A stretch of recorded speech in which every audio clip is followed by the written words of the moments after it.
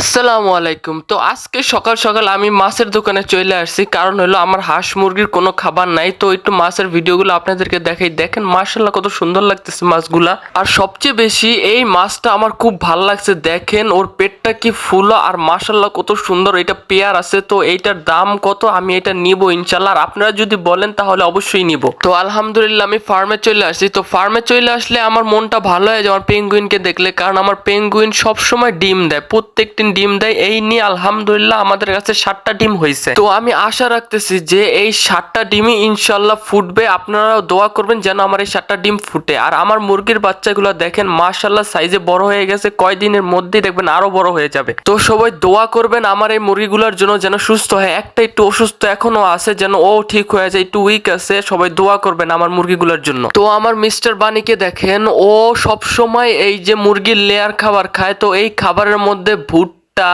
তারপর গম, আরো বিভিন্ন ধরনের ভ্যারাইটিস দেওয়া আছে।